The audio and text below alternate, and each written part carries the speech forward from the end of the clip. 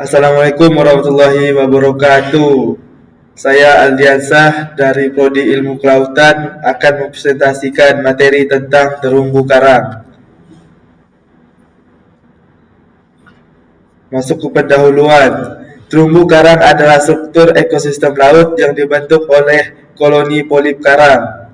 Polip ini adalah hewan kecil yang hidup secara berkelompok dan mengeluarkan kalsium karbonat yang membentuk kerangka keras yang menjadi dasar terumbu karang. Terumbu karang biasanya ditemukan di perairan hangat dan dangkal dan berfungsi sebagai habitat bagi berbagai jenis ikan dan organisme laut lainnya. Selain itu, terumbu karang juga berperan penting dalam melindungi pantai dari erosi serta menjadi sumber kehidupan dan mata pencaharian bagi banyak komunitas pesisir. Jenis-jenis terumbu karang. Yang pertama, terumbu karang fringing. Terumbu ini tumbuh dekat dengan garis pantai, biasanya dalam bentuk sabuk yang memanjang. Mereka adalah yang paling umum dan biasanya terletak di perairan dangkal. Yang kedua, terumbu karang barrier. Terumbu ini terletak lebih jauh dari pantai dan dipisahkan oleh laguna atau kolam dangkal. Contohnya terkenal adalah Great Barrier Reef di Australia. Yang ketiga, terumbu karang atol. Terumbu ini berbentuk cincin dan biasanya mengelilingi laguna. Atol terbentuk dari sisa-sisa gunung berapi yang tenggelam. Mereka sering ditemukan di daerah tropis dan subtropis. Selanjutnya, keanekaragaman hayati. Terumbu karang merupakan ekosistem yang kaya akan keanekaragaman hayati, menjadi rumah bagi berbagai spesies.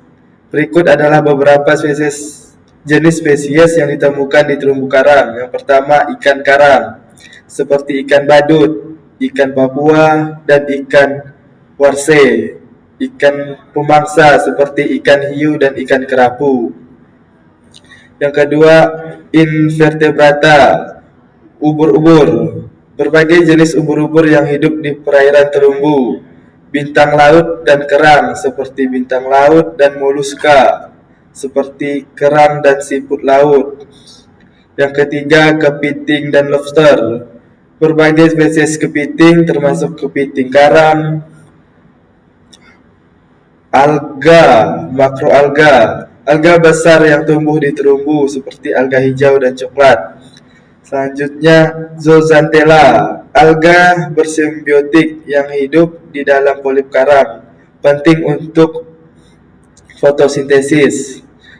Koral, berbagai jenis koral keras dan koral lunak yang membentuk struktur terumbu. Yang terakhir, organisme mikro. Mikroorganisme dan plankton yang memainkan peran penting dalam ekosistem sebagai bagian dari rantai makanan. Manfaat terumbu karang.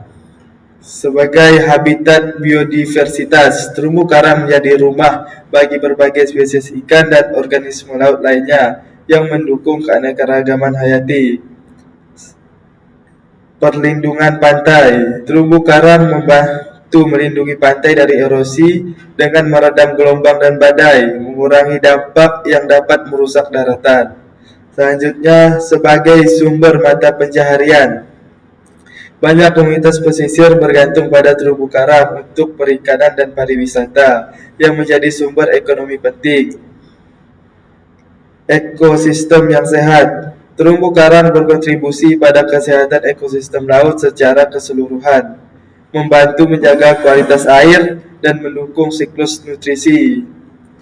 Menjadi penelitian dan pendidikan. Terumbu karang merupakan objek penting untuk penelitian ilmiah dan pendidikan, membantu kita memahami proses ekosistem laut. Selanjutnya, mitigasi perubahan iklim. Terumbu karang berperan dalam penyerapan karbon dioksida, membantu mengurangi efek perubahan iklim. Dan terakhir, keindahan alam. Terumbu karang menarik wisatawan dengan keindahan alamnya, mendukung industri pariwisata yang berkelanjutan. Selanjutnya, ada ancaman terhadap terumbu karang. Yang pertama, perubahan iklim. Peningkatan suhu laut menyebabkan pemutihan karang yang dapat mengakibatkan kematian karang. Perubahan iklim juga menyebabkan kenaikan permukaan laut dan perubahan pola cuaca. Yang kedua, polusi. Limbah dari daratan, termasuk bahan kimia, plastik, dan limbah organik dapat mencemari perairan dan merusak ekosistem terumbu karang. Yang ketiga, penangkapan ikan berlebihan. Praktik penangkapan ikan yang tidak berkelanjutan termasuk penggunaan alat tangkap yang merusak dapat menurunkan populasi ikan dan mengganggu keseimbangan ekosistem. Yang keempat, perusakan habitat. Aktivitas manusia seperti pembangunan pantai, penambangan pasir, dan reklamasi lahan dapat merusak habitat terumbu karang. Dan yang terakhir, kualitas air yang buruk.